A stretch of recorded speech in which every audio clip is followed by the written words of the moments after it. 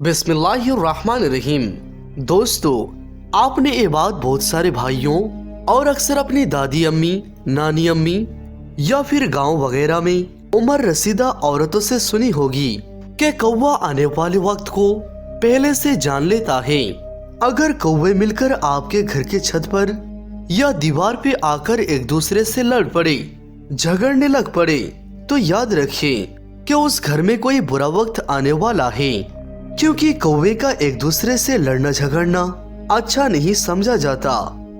इसीलिए सारे घर वालों का सदका खैरात जरूर करें। अगर दोपहर से पहले कौवा आपके घर की छत पर या दीवार पर अकेला बोलना शुरू कर दे, तो समझे कि आने वाले दिनों में आपके लिए खुशखबरी है।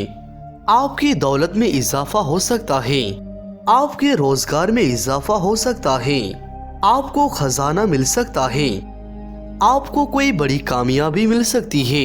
अगर कोई कौवा अचानक मुंह में रोटी का टुकड़ा लिए नजर आ जाए, तो समझे कि आपकी कोई बड़ी ख्वाहिश पूरी होने वाली है।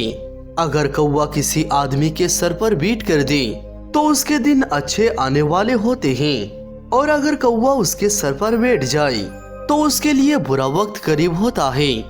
इस बात में किस हद तक सदाकत है। हमारे प्यारे आका सल्लल्लाहु तआला अलैहि वसल्लम ने इसके बारे में क्या इरशाद फरमाया है, और ये बातें फैलाई क्यों गई है?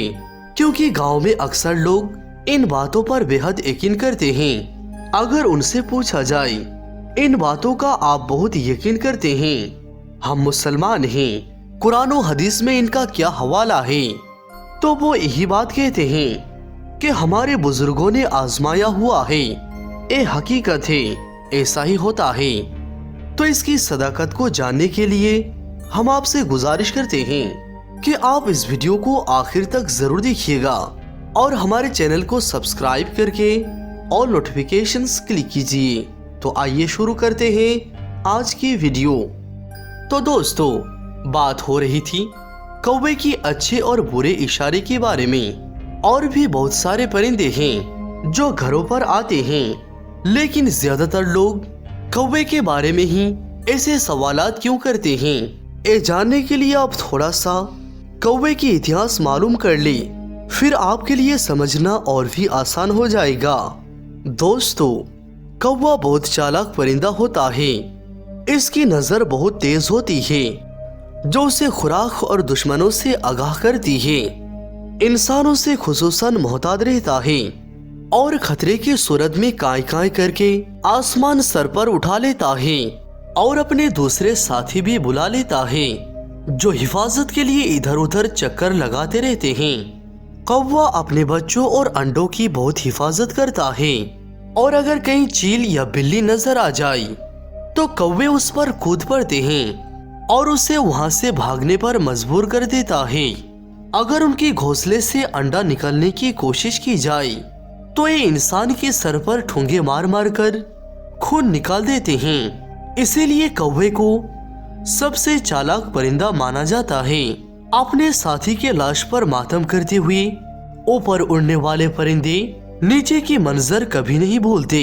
उनके मरने वाले साथी के पास मौजूद इंसान या जानवर का चेहरा उन्हें हमेशा याद रहता है, और वो खुद उनसे बचने की कोशिश करते रहते हैं।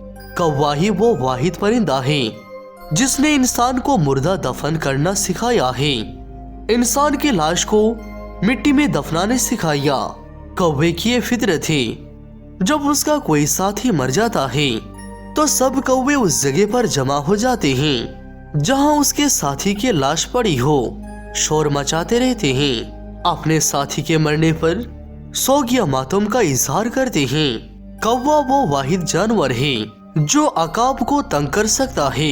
ए परिंदों की बादशाह अकाब की पुश्त पर बैठ जाता है और अपनी चोंच से उसकी गर्दन पर काटता है, जबकि कौवे से ज्यादा ताकतवर अकाब कौवे से मुकाबला करने में अपनी ताकत और वक्त सर्फ नहीं करता, बल्कि वो अपने पर खोलता है और आसमान की तरफ ऊंची उड़ान भरना शुरू कर देता है। अकाब की परवाज जितनी बुलंद होती जाती है, कौवे की उड़ान उतनी ही मुश्किल हो जाती है, और बिलाखिर वो ऑक्सीजन की कमी की वजह से नीचे गिर जाता है। तो दोस्तों, एक कौवे के अंदर यही वो खूबियां हैं जिसके वजह से उसके बारे में ये तमाम तर बातें मंसूब की जाती है। दोस्तों, ये तमाम तर बातें बदशुगुनी पर मबनी है।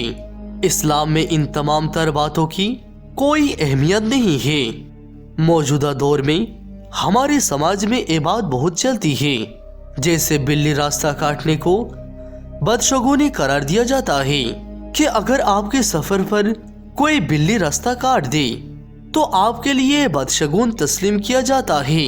ये माना जाता है कि आपके साथ रास्ते में कोई हादसा पेश आ सकती है। लेकिन दोस्तों, ऐसा कुछ भी नहीं है। ये भी देखा गया है कि अगर कोई बांझ औरत किसी भी हामला औरत के पास चली जाए तो उसे परहेज किया जाता है कि उसकी नहुसत जच्चा या बच्चा पर असर ना कर जाए। उसको नजीस समझा जाता है। मेरे नजदीक ये सीधी अल्लाह ताला से टक्कर है। सोचे कि इस औरत के दिल में क्या बीती होगी जो पहले ही से बे औलाद है और दुनिया के सितम और ससुराल की तानो तशनी झेल रही हो। सोचे हमने उसके रूह को कितने बड़े जख्म दिया होता है। क्या वो औरत इस एहसास से कमतरी के साथ जी सकती है? सब ख्वातीन को इस फहरिस्त पर हरगिज नहीं ले आ रहा। अल्हम्दुलिल्लाह, ख्वातीन में दीनदारी और तकवा मर्दों की निस्बत बहुत ज्यादा है, लेकिन इसके साथ साथ ख्वातीन में सबसे ज्यादा तोहम परस्ती पाई जाती है। बद एहतिकादी अपने उरूज पर होती है। कहीं सास बहू का झगड़ा हो गया, उसी वक्त ताबीज गंडों और आमिलों का तलाश शुरू हो जाती है। किसी की औलाद में अल्लाह की तरफ से ताखिर हो गई, उस वक्त बदगुमानी शुरू हो जाती है कि फला ने कोकबंदी का अमल ना कर दिया हो। मियाँ बीवी में अचानक चपकरिश हो गई, उस वक्त सास नंदों पर शक व शुबा शुरू हो जाता है। और जो औरतें इनसे निस्बतन दूर हो वो ऐसे ही शौहर को काबू करने की फिक्र में सरगर्दा रहती है। फिर जो जाली आमिलों की चांदी होती है उसके बारे में कुछ न पूछिए। मैं सिर्फ एक मिसाल देकर बस कर रहा हूँ। अभी हाल ही में मीडिया पर हर तरफ एक जाली आमिल का चर्चा था जिसने तकरीबन 300 औरतों को हमला किया था और उनकी वीडियोस बनाकर ब्लैकमेल करता रहा। हमारा सवाल सिर्फ इतना है कि क्या वो आमिल खुद चलकर उनको हमला करने के लिए गया था? सोचिएगा, जवाब खुद ब खुद मिल जाएगा। बल्कि तारीख गवाह है कि आज तक कोई जाली आमिल चलकर नहीं आया, बल्कि कमजोर अकीदा ख्वातीन खुद चलकर उनके आस्ताने पर जाती है। ये वो हकीकत थी जो बताना हम जरूरी समझते हैं। अब चले दीन इस्लाम की तरफ कि हमारे दीन इसके बारे में क्या कहता है।